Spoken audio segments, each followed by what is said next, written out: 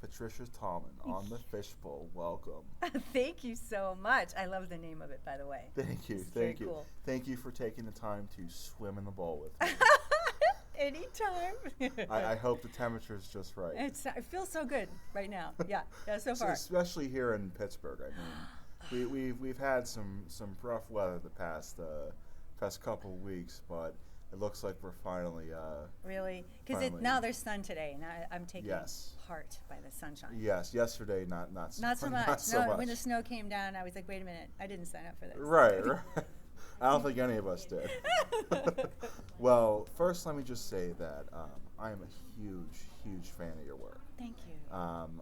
You've worked on so many different films that, as an actress and a stunt woman, that I am such big fans of. I mean, Another 48 Hours is one of my all-time, favorite, buddy, action movies. Sure. And the stunts, especially in that one, versus like the first one, were more over the top. And I just showed the second one to a friend of mine who hadn't seen it in a while, and I was explaining to him some of the stunts that were done with like how the gunshots were done. Right. Because in that one versus like the first one, I mean, when like at the beginning of the movie, when those two cops get taken out, the woman kind of just goes like flying, through the window from the force of the gunshot. Yep. You see a lot of that stuff going on. Did you know that was me? Did you know that was the stunt I did?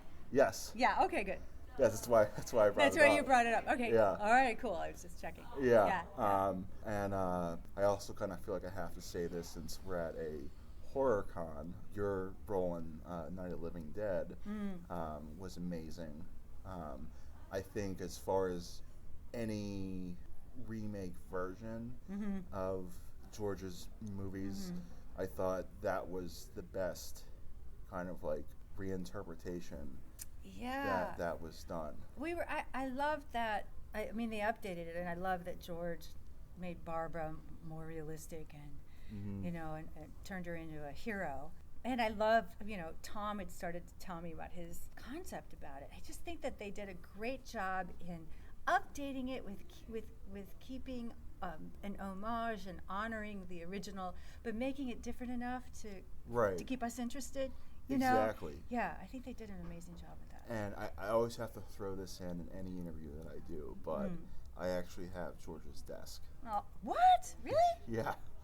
Wow. And I went to school for screenwriting, and I actually have a zombie screenplay that's published on Amazon. Wow.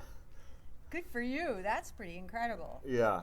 Yeah, I always kind of feel like whenever I'm writing something on the desk, Getting the vibe. The vibe. Yes. Yeah, magic.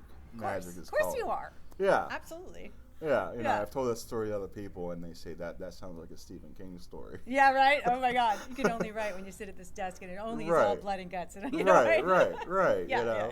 So I always have to kind of tell that story. But George was probably my favorite horror director. I was, of course, big fans of Craven and Carpenter, but I felt that George's movies just kind of they had something else to them that, while Craven and Carpenter were awesome. Sure. And their films are, nostalgic and classic. I felt George's movies just kind of some of them had like a political undertone, such as his Living Dead movies. Yeah, absolutely. But also they just seemed a little more, I don't want to say real, but they had that some kind of magic to them. Oh, I was just thinking the word magic. With Night Riders, for instance, I mean, you really feel his love of magic and mystery and keeping that alive. His hero, King Billy, and that, he's in touch with the spirit of the planet, and he's, really going forward in the world with magic, and I love that. And his advisor is Merlin. Right. So right. I just love that. Yeah. And Night Riders, probably next to Creepshow, are like my two top favorite Cool. Romero movies. Really interesting. Creepshow is probably my number. Well, no, I have to split them as like two number ones split down the middle because Creepshow, I love anthology stuff, and I've always liked the idea of like you pay a ticket to go see one movie, and you get multiple movies in one. Right, you get all these stories. And Knight Riders was just it had that Mad Max feel as well as the fantasy aspect. And anything that kind of has vehicles and stuff, I've always liked a lot. You're such a dude. But let's talk about some of your other acting work. Okay.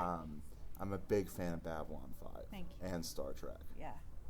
What was it like working on that show? Yeah. So I wrote that book about my time on Babylon 5 and Star Trek and going back and forth, and because it was so unique. And I was one of the very few people, I was probably the only one doing what I was doing, just being the lead, being a regular character on Babylon 5, and then being a stunt person, and occasionally you'd see my face and before I died on all the Star Trek shows. It was, the difference between Babylon 5 was very family-oriented, and we shot in a small studio outside the city, and of course Star Trek is this franchise shooting on the Paramount lot, so they had two completely different vibes, right? But both awesome, and I loved going to Paramount every day. I had I knew all the security guards. I had a membership at the gym on the lot. It was like a second home. And Babylon 5 was all my friends. We're still very close as a cast, which I think is remarkable. I'm just texting Mira today, and I was texting Claudia the other day, and it's just we're still really tight. Just beautiful. It's very different acting as opposed to doing stunts. And whenever I'm acting, I'm thinking, oh, I just wish I was getting hit by a car today. Or when I'm doing stunts, oh, I just wish I was saying lines today. It's always, the grass is always greener. But I was really just blessed to have that experience. I honestly would go from a job on Babylon 5 during the day, and then I might shoot nights over at Paramount, or the next day I'd be at Paramount, and wouldn't talk about it on either set. One day I was in Terry Farrell's makeup as Dax, and I was at craft service, which is where we get coffee and snacks, just minding my own business. And one of the producers, who will remain nameless, came up to me he was kind of looking around. I felt him, kind of lurking, and then he kind of sidled up to me and he said, "I love you on Babylon 5." And then he disappeared. Who was that? It was so, I didn't even know anybody knew. Because back in the day, B5 was really hard to find. Right. We were syndicated. We were all over the place. We didn't know from season to season if we had a job.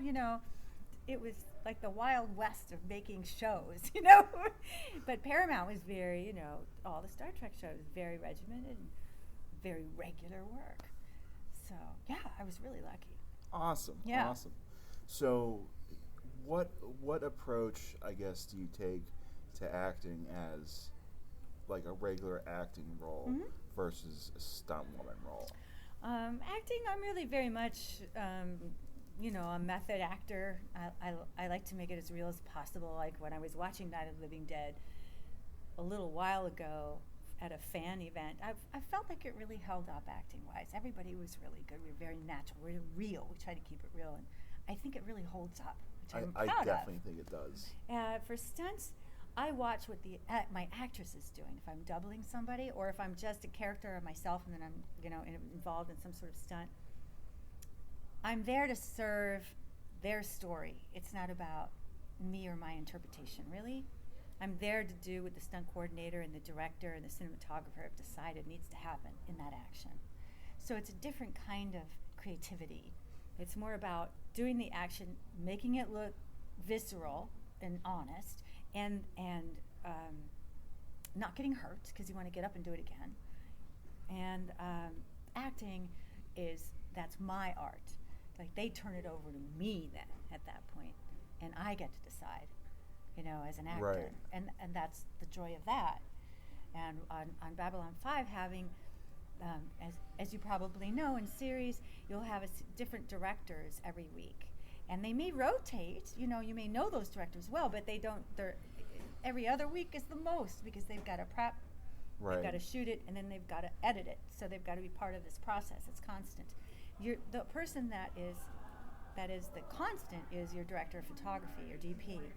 And he's not involved in my acting choices at all. So really, on a series, they depend on you knowing who your character is and what's appropriate for the character. And that's, I think, wonderful. It's great. It's really cool. Very cool. Very cool. Mm-hmm. Now, you were one of the stunt woman Mm-hmm. roles that you had was doubling Laura Dern on Jurassic Park. Mm-hmm. What was that like? She is a joy. She is just lovely, very real and honest, and very down to earth, I guess is the word we tend to use and I guess we get so surprised because we think stars are going to be these elevated, odd beings, and she's none of that. She's terrific. And I only got to work with her when we were putting her into the action of the scene.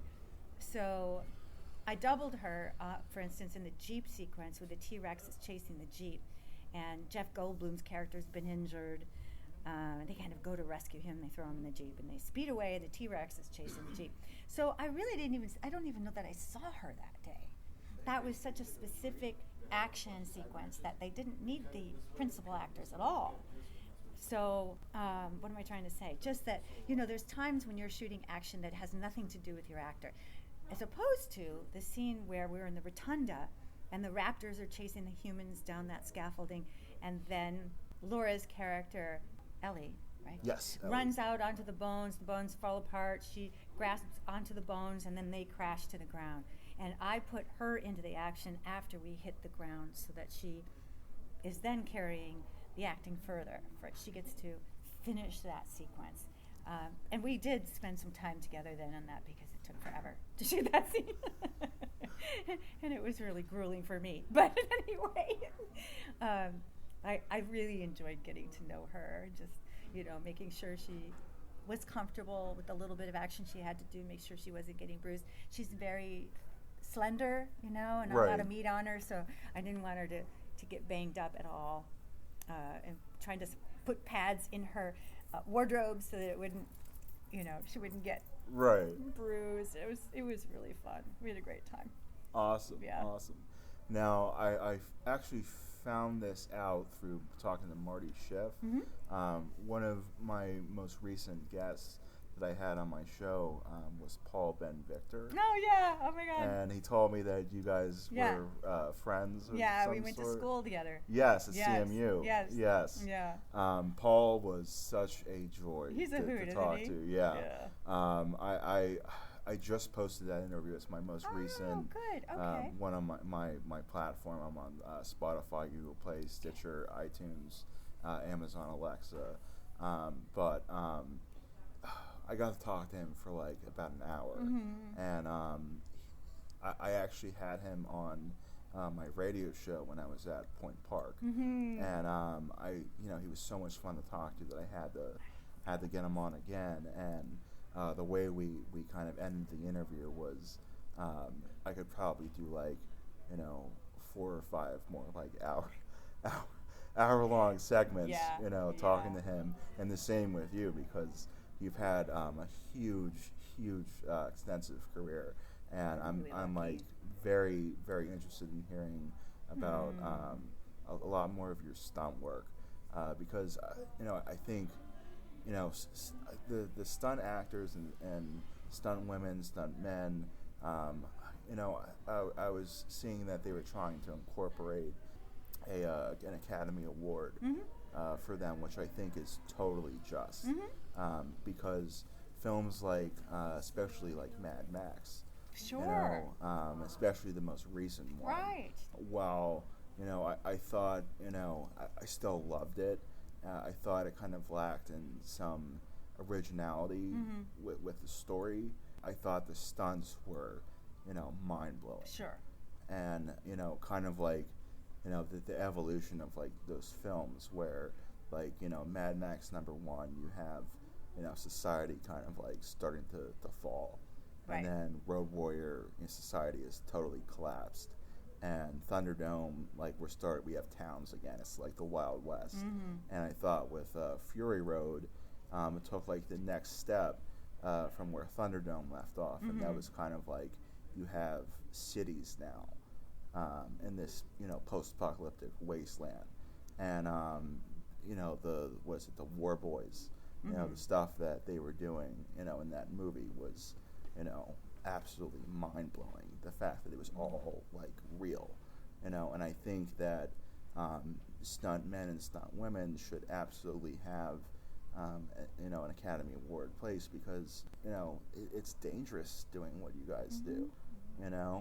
and I mean, some people have lost their lives doing it, I guess doing what they love in a sense, but I think the fact that it hasn't been recognized is almost like, what is the holdup? I know, it's a little odd, isn't it? Well, my understanding has been that they have hesitated to create an award out of it because they're afraid that then the stunts are going to get so big and so crazy and so out of control that people are going to try to compete to get these awards. And I'm so insulted by that. Right. I'm so insulted by that. It's we're already doing massive, huge stunts, and Right. you want to get up and do it again. There's some one-offs when you're blowing up something that's very hard to replace, for instance, and you only have budget for so much, right? But the idea that stunt people are suddenly so immature or something that they would Right. then be cavalier about the safety on the set, because we're not only responsible for our own personal safety, we're responsible for each other's safety. We're responsible for the crew that's close to us shooting this. We're responsible for the equipment and the set, and it's a high pressure situation, and they do it very well. They're trained professionals. So yeah, I just bristle when I hear that hesitancy. Well, then things might get. Kidding me? Right. Wow. Yeah, it's an insult, and I think they're moving towards that. I think it is going to happen, but it's a shame it's taken so long. Right. Yeah. Right. If someone wanted to become a stunt person, how do they go about becoming that in Hollywood? Back in my day, there really wasn't much in the way of a stunt school, and so you would meet stunt people, and then you would apprentice with them and train as you kind of go.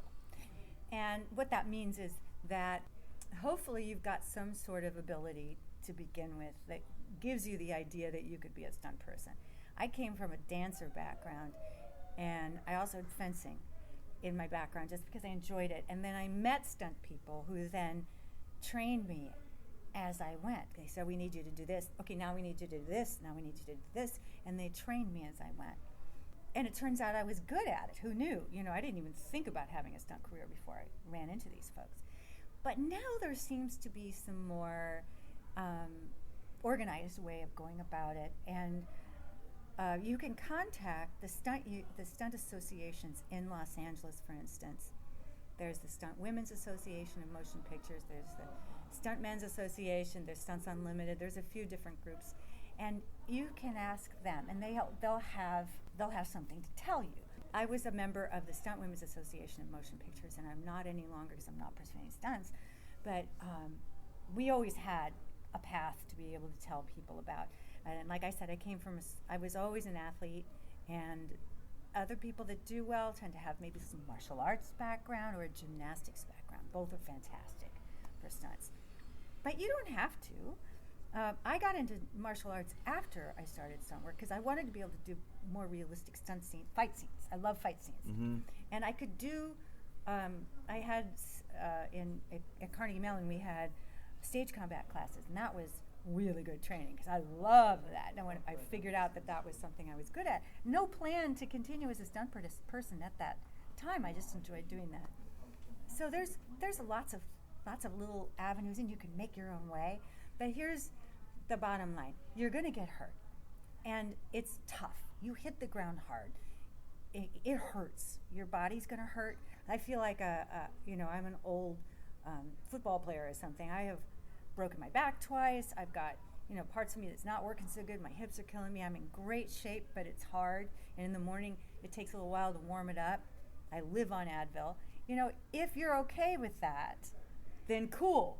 I have arthritis in my hips and my neck and my back, and that's just part of the game, So if you're cool with that, then you can start, looking into actually doing that. Yeah. Awesome. Back to another 48 hours. Yeah. I'm very interested in hearing about some of the stunts and how they were arranged in that movie. I might only be able to tell you about what I did because I wasn't on for the rest of the show. Okay. I'm sorry about that. But that's one of those cases where I was trained specifically for those gags. I'd done both a ratchet and an air ramp before, but because I was going through a little window, I needed to learn to fold myself up. And they used very powerful compression. So both the air ram and the ratchet in that sequence were basically hydraulic. So we were using CO2, big CO2 canisters, and they're very explosive. So one of the things I had to learn to do was to handle a very strong push off for the air ram. The air ram is like a platform you stand on, and then it's going to fire, and that platform is going to shoot like a trebuchet or a, what would you call it?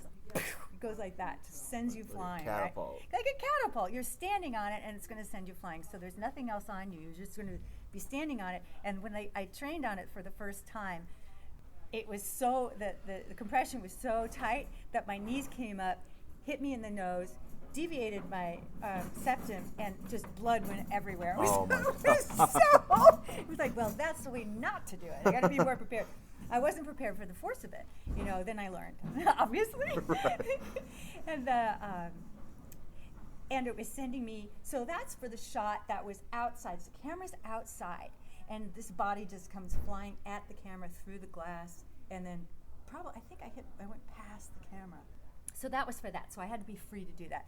For when they were in the building and they're facing that cop, right? And she's talking to, all right, guy, you're gonna come with me, and he shoots her in the chest. So it was the actress up until that moment, and then it's me getting hit with the shotgun blast in the chest. And now I am in a harness for the ratchet, and the ratchet is attached to the wire that's attached to my harness, and it's going to yank me back through that window.